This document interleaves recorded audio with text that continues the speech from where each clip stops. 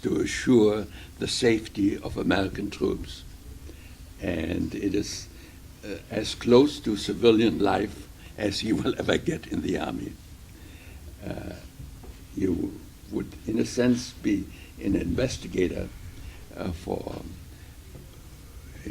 subsequently as we invaded France.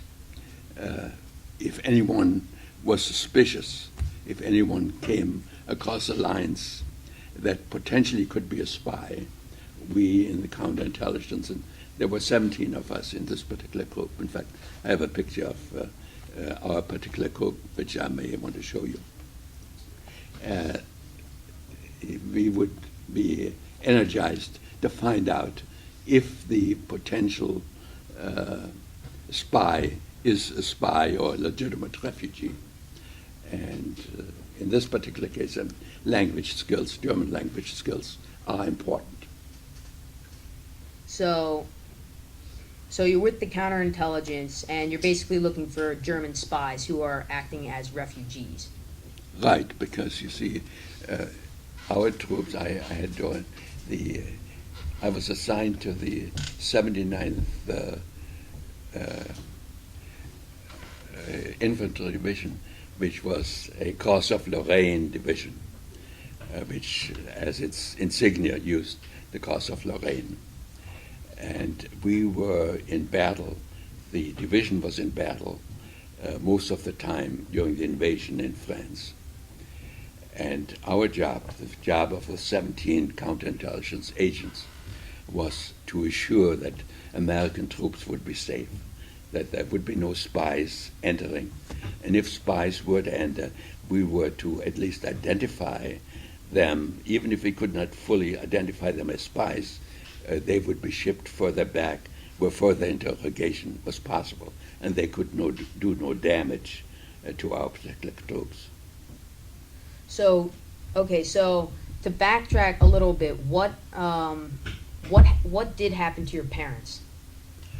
I had left with the intention, my sister and my brother had left earlier. The intention was for my parents to leave subsequent to my departure. I was the youngest out of a group of three. As it happened, their visa just came through just about the time when the Japanese attacked Pearl Harbor and war broke out between the United States. In fact, Germany declared war on the United States. And once war broke out, their ability to leave Germany had ceased. In 1942, and we have the record, in fact, you looked it up at the, on the computer, my parents were moved to Theresienstadt, which was a camp that elderly Jews would be moved to, supposedly a resettlement, which in a sense was a starvation camp. And they passed away within a year or so, basically as a result of starvation. So at the end of everything, you come out of the counterintelligence and you basically carry on with your life. I went back to Germany. We went into Germany, and after my service was over, which was 1945, the end of 45, and the war ended earlier in 1945. By December 1945, I was discharged, and I took up life again, both working and subsequently going back to college, and I became the engineer that I had originally planned to be, and carried on the career for the rest of my active life. But it's always pleasant to be back in a school setting. Yeah. All right, so thank you, Poppy. I guess that covers up the story. Do you guys have any questions? Yeah, we can do that. Any questions that you guys have about how? Now, it may be of interest. One of the things that Ken is passing out is a copy of a preface to this particular book, and I thought I would do two things. Number one, read the portion.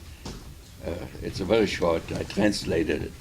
The book happens to be in German, which some of you may not understand. But let me just read to you, because this in the pass out also, the impression of the town historian when he first learned about the Holocaust. And I want to contrast that with what Himmler, one of the associates of Hitler, was saying to the governors in a secret speech that he gave.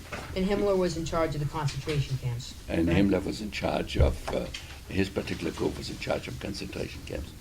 Now, what the historian is saying, I remember, in other words, he's saying, as a youngster, I remember my first deep, and in fact, I need my glasses, which is one of the signs of age.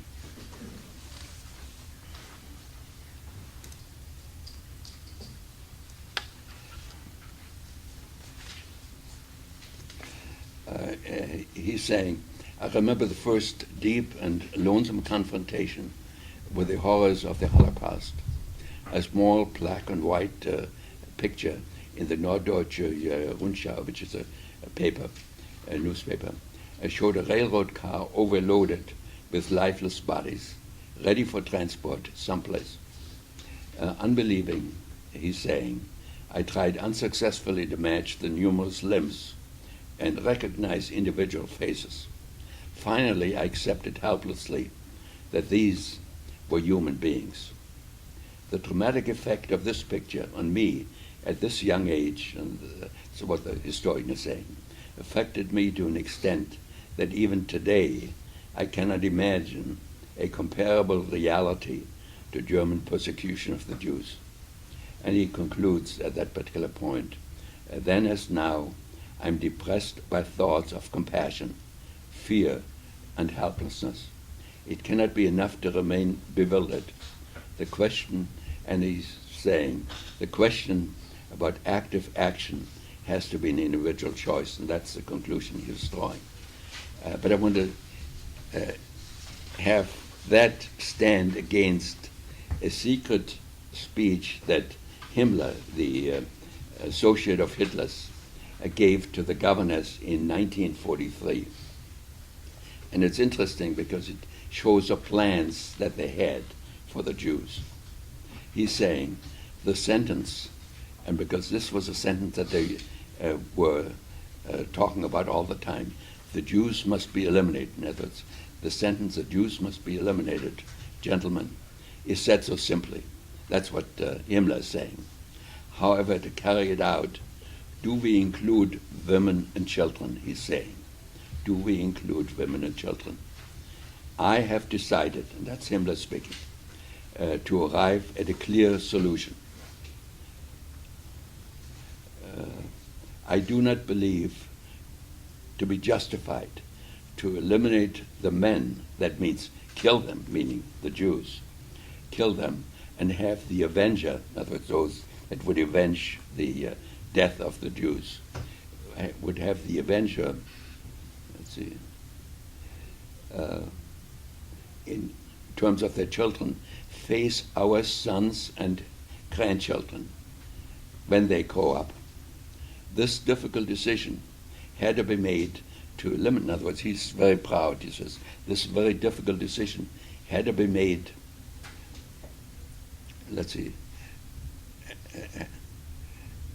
this difficult had to be made to eliminate these people from the earth, to eliminate the Jews.